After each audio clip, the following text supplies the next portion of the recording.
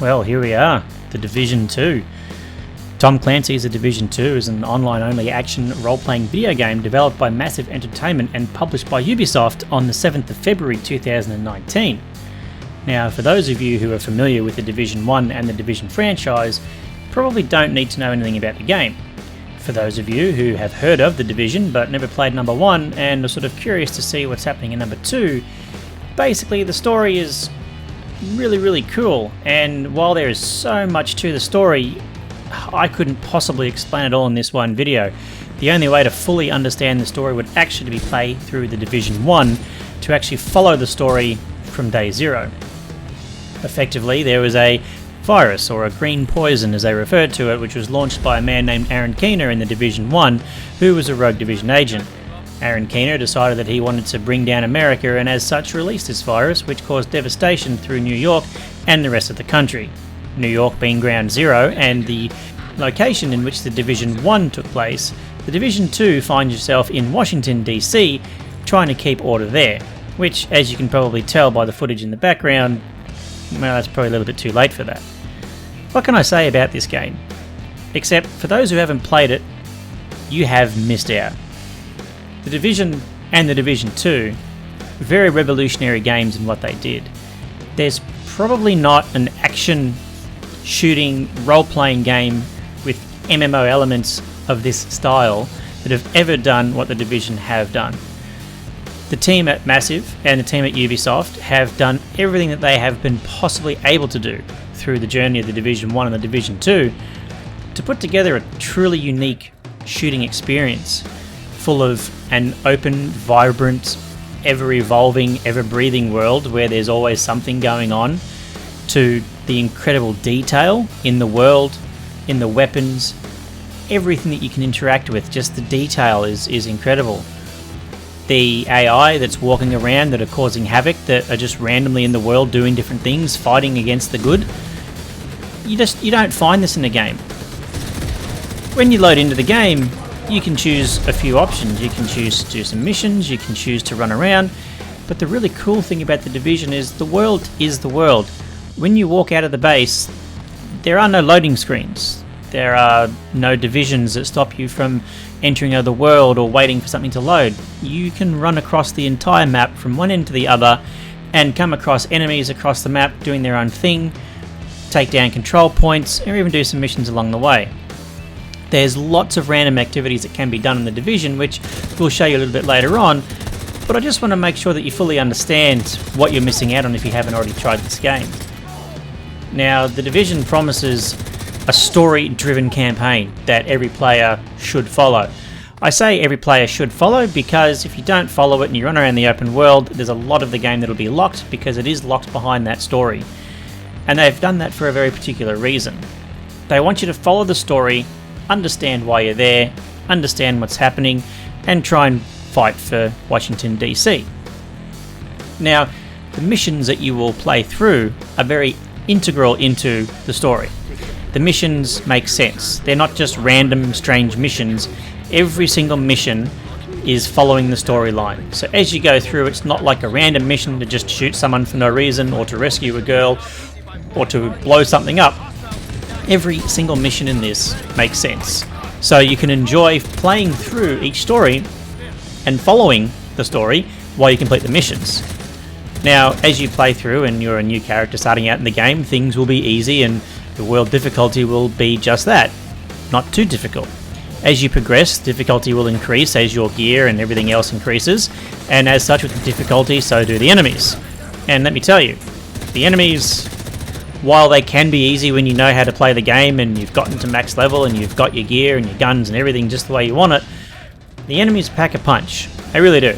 I couldn't tell you how many times there are missions that we've tried to do on legendary difficulty where we just can't get through it because it doesn't take much for one person in your team to not deploy a sticky bomb, or to not heal another person, or to just miss that headshot that we needed to finally kill that boss. Honestly, The Division packs so much for someone to do that if you're a fan of shooting games, it's something that you really should try. If you're a fan of games with really in-depth stories, this is something you should try. If you're a fan of games that have a very immersive world with a lot of attention to detail, Well, do I have to say it again? This is a game you should try. The Division features many things that you might find in other games of this style. You kill things, there's loot. You find boxes, there's loot. There's things for you to keep going on. You can get materials for crafting guns. That's right, you can craft guns and armour, you can do all that sort of stuff. There's a few systems in the game which we'll talk about, but there's so much you can do it really isn't funny. I mean, the developers really have made something with the Division 1 and the Division 2 that really I don't think anyone's going to do anytime soon. The only game which promises to look very similar will be The Day Before, which, check out my 5 games you need in 2022 on your Steam wishlist to see more about The Day Before, but we're here for The Division, so check that one out after. As you play through The Division, you will find various styles of enemies. There are many different factions in the game which all have their own unique traits about them, different guns that they might use and different special abilities. Some enemies are easier or harder than others, and generally they are designated by the health bar. A red health bar might mean that it's a low level enemy or an enemy without any armour. Enemies with purple health bars and little white dots above them might indicate that they're a stronger enemy with armour, and the same goes for gold with the white dots. So it'll tell you that they have armour and they're obviously a lot more health. Now there are some who are shotgun rushers, some who throw grenades, and other AI who, as the one in the clip, will actually deploy technology such as turrets and possibly even drones. So when you're fighting through certain missions, you'll be fighting against different factions for different reasons, and the challenges will be different. The enemies are not just all the same. They are not just standard enemies that run at you and shoot you, and that's all you have to show for it. Now, generally, depending on when you're fighting, you'll get different bits of gear that might drop, which is something that everyone sort of expects, and Ubisoft and Massive actually have gone a long way into increasing the kind of gear that drops, because, like every developer, yes, they got some things wrong. Probably very wrong. And while a lot of us had hoped that after their experience in the Division 1, where being the first game of that style, they made a lot of mistakes and a lot of errors, but they fixed them. We sort of hoped that in Division 2 we were going to start with a really good, well-polished machine, because, let's face it, they already had the experience from the Division 1. Sadly, that didn't happen. However, as the game is today, there has been a lot of work put into making sure that that experience is what they intended.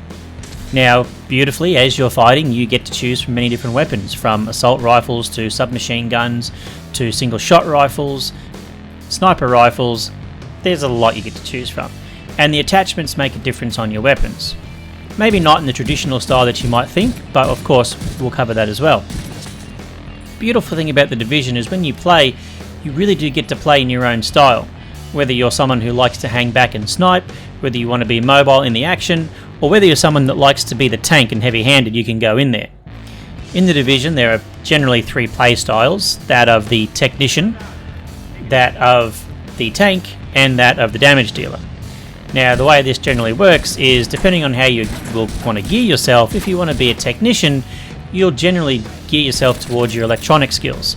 Now, what that means is that all of your electronics, like your attack drones or your healing hives, will do a lot more effective damage and or healing for other players. So if you want to be that person that runs support, you'll probably be a tactician and make sure that your electronics is up. If you're someone who wants to be in the front line, then you'll probably pump a lot into your armor skill and a lot into your defense skills so that obviously you can tank damage. If you want to do damage, then obviously you'll put everything into DPS, you'll put everything into critical hit chance, weapon damage, and the list goes on. Now, that might sound really good that you've got these choices, but obviously keep in mind, you can't run all of them at once, nor can you really run 2 at once. The only way to be truly effective in the Division is to sort of commit to one type of playstyle. Otherwise, you're really just going to be average across the board. Now, I hear you saying, well, what's wrong with being average across the board? Well, in the Division, that doesn't really work. And they've done that for a particular reason, because they want people to actually engage in a playstyle and make it worthwhile. So if you want to be a DPS character, you're generally going to have no electronic power, and you're probably not going to have a lot of defense. Now, that doesn't sound great if you're taking a lot of damage, but if you're a damage dealer, the idea is you kill things before they can do damage to you. Now, if you're playing solo, everything is scaled accordingly. So things will do only so much damage and have only so much health, whereas if you're playing in a group of 4, then obviously everything will do more damage and have more health.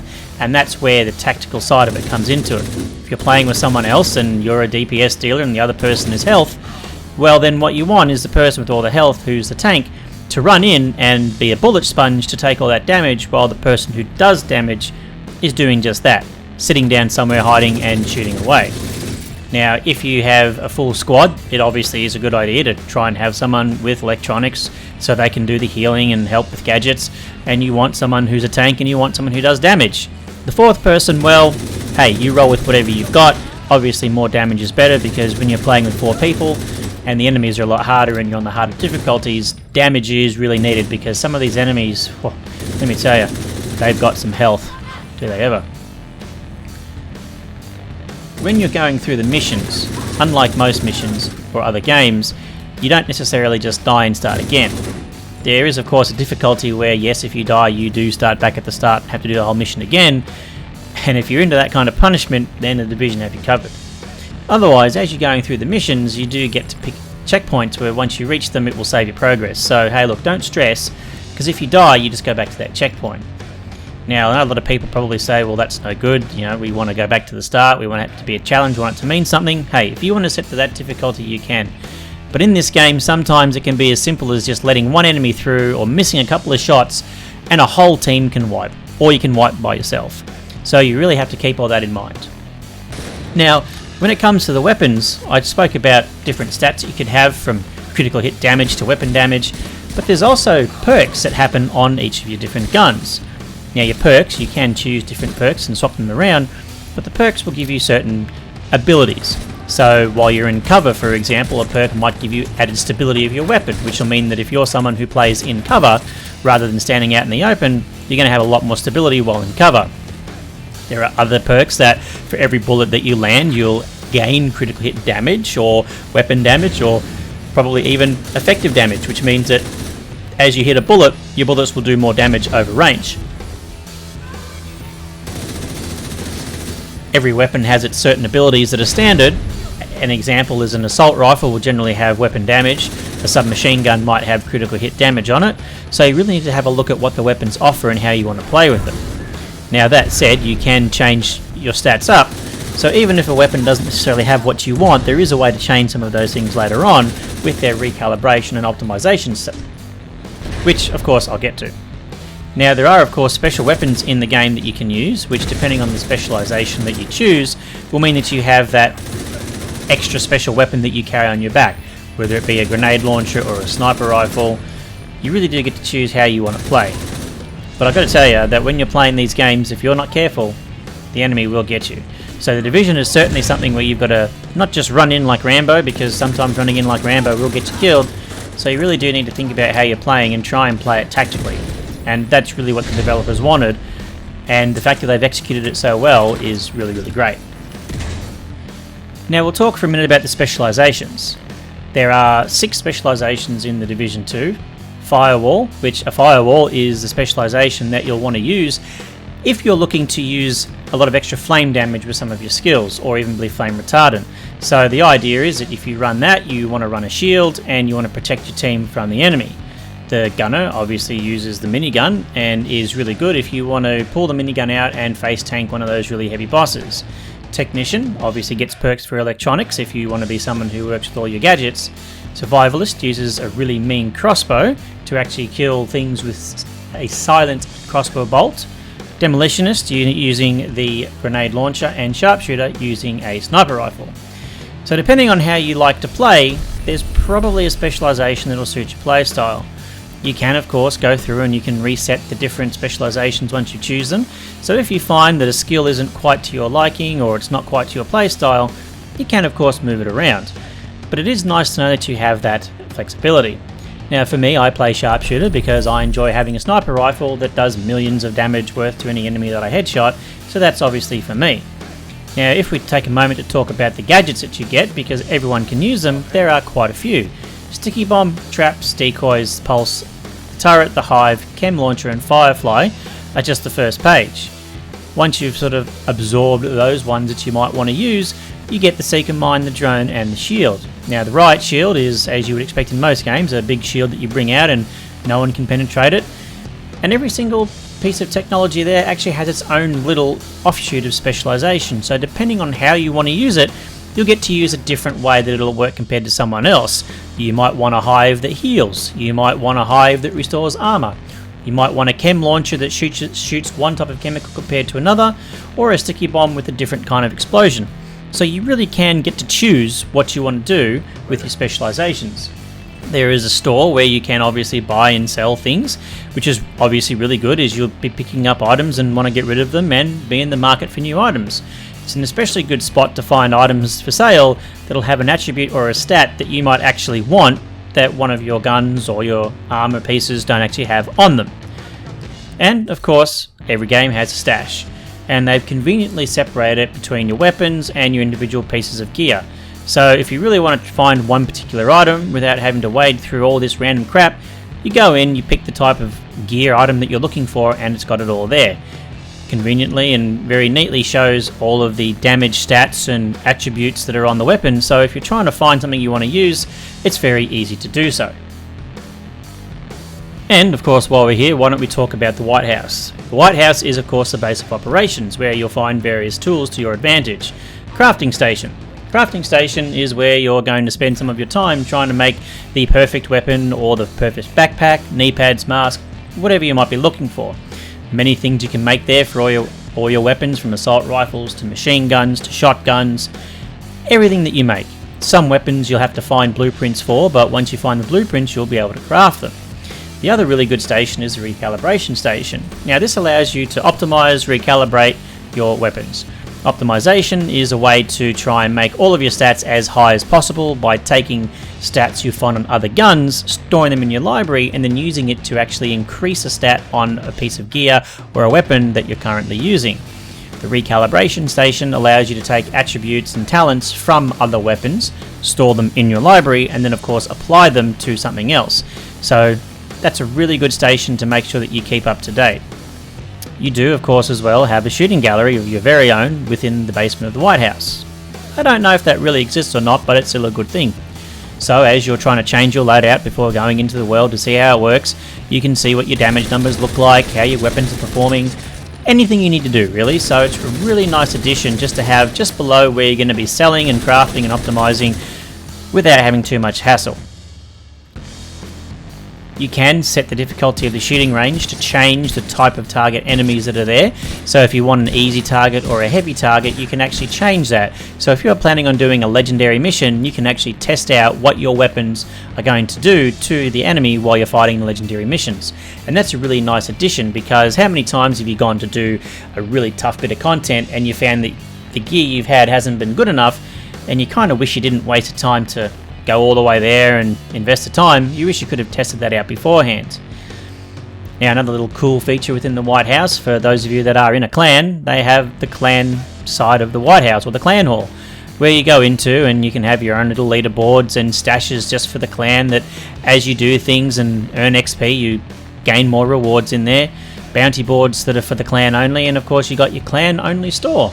So joining a clan or creating your own can actually have its own benefits, apart from just having other people to play with. And as you can see by looking at the window, there are random people just standing around, so finding a clan to join really shouldn't be too difficult. Now we'll take a moment just to show you and explain to you a way that you can see what your character's doing and how it's actually all shaping up. So from your inventory you're able to see exactly what you're wearing, and they have a really nice stats page which show you any talents that are currently active, and of course your current weapon stats. Everything from weapon damage to PvP damage, critical hit chance, critical hit damage, and everything else that you might expect from a shooting game. It will also tell you and show you what piece of gear is actually providing bonuses. So if you want to try and min-max your gear, you can do so by easily going to a stat and saying, right, where have I got these stats? And you can actually quickly find how you want to increase them by knowing exactly what piece of gear has got it. It shows you nicely all the resources for when you want to craft things. You don't have to go looking through a muddled menu to try and find if you've got enough to build what you want. It's all neatly in place in a nice little block form to show you what you've got. The developers really went a long way into making sure that everything was nice and neat. Even as far as their apparel menu. A lot of people might be wondering, well, can I customize in this game? Yes, of course you can. The Division is all about customization because they know people want different things. Outfits, emotes, weapon skins. You can pretty much dress your character up almost any way you like. There are preset equipment you can choose from, so if you want to look a certain way, you can farm for an outfit, wear the outfit, and look a certain way. Otherwise, you can customize yourself 100% and choose different headgear, choose different footwear, pants, jackets, whatever you might want to wear, so you can really give your character their very own flair. This of course goes for weapon skins as well, where there's a plethora of different skins you can put on your weapons to make them look just how you want. Of course, I chose the Hawaiian shirt because my guy was on holidays when he was called to duty, so hey, it just made perfect sense. Now, for anyone wondering, is there stuff to do in the Division? Absolutely. As you can see here on the map, there is always something all over the map that you can go and do. There's conflict if you really enjoy PvP, or the Dark Zone if you want to do that. There are projects that you can engage in as well. So if you're somebody who enjoys doing projects and having things that you need to go and do to get certain rewards towards crafting or equipment, whatever else, then there are obviously these projects that you can do. There are manhunts as well that you can engage in, which are seasonal manhunts, which you have to do certain objectives to unlock the ability to hunt one of the people and try and find the boss. They can be very fun and of course very difficult. There are of course as well bounties. Every part of the area will have their own bounties that you can engage in, so if you want to find some extra gear and extra rewards, the bounties are a good way to make them up. But don't say I didn't warn you that the bounties aren't always easy. These bounty targets, they pack a punch and they know how to fight, so be warned. So, apart from all of that, you've also got seasons. Yes, the Division 2 has seasons. Now, during the seasons, there are different things that happen which affect the way the world works. Things like reanimated, things like SHD exposed. This is where it will apply different things. Now, for an example, one that I remember from another season was one called Polarized, where if you were a positive, you couldn't shoot a negative enemy because you had opposite polarizations. You could only shoot enemies that had the positive polarization, so you had to shoot them in a certain spot to change it if they were incorrect. As you progress through seasons and complete challenges, you do unlock new things, new blueprints, apparel caches, the whole lot. So if you're someone who really enjoys having things to go through, trust me, they are there. The Division doesn't leave you hanging.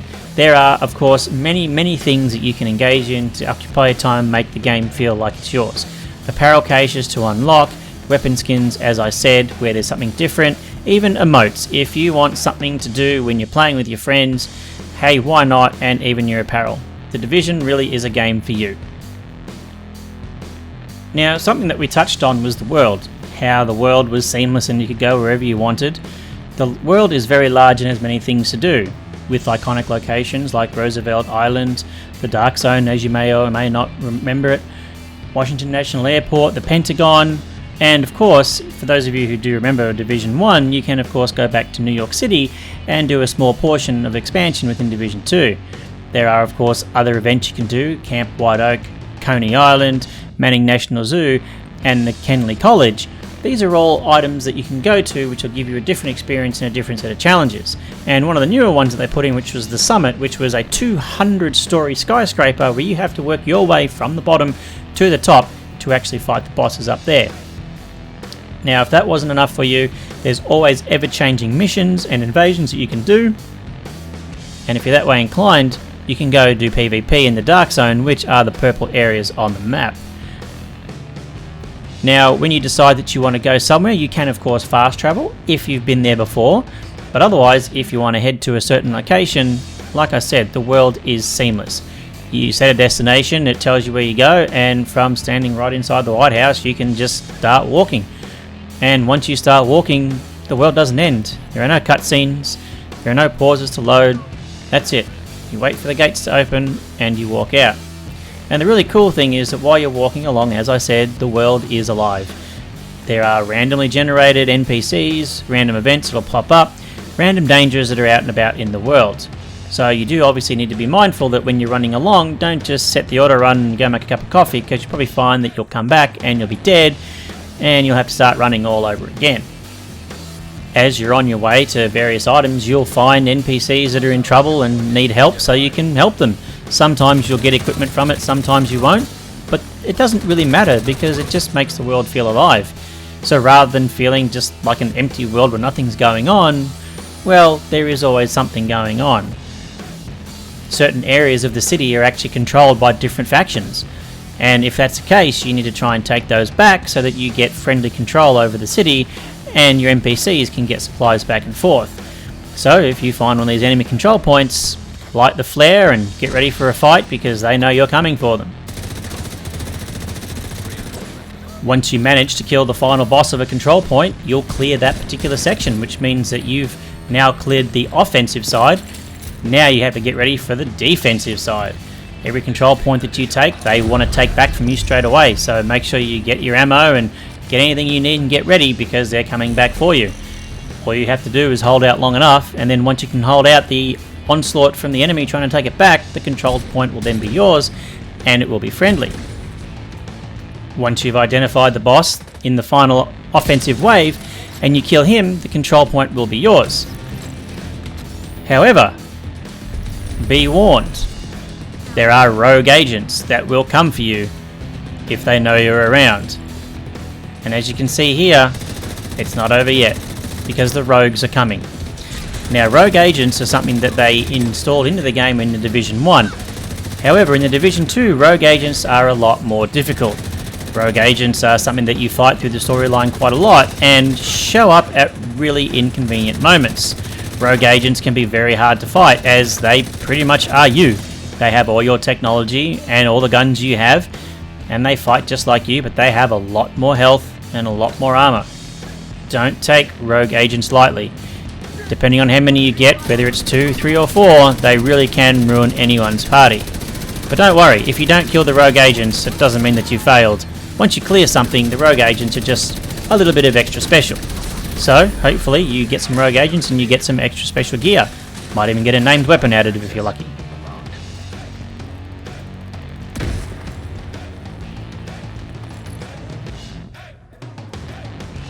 So if you're looking for a game that has got plenty of action and will certainly test your reflexes, then the Division 2 is certainly for you. It's currently free for a free trial. If you go to Ubisoft, it's there to try. So you can try it out and see what it feels like to actually bust some heads and crack some skulls and have some fun doing it. And while you're here, why don't take a moment to comment, hit the notification bell, subscribe and like the video so you can see when the next content comes out. And until then, I'll see you on the next one, agents.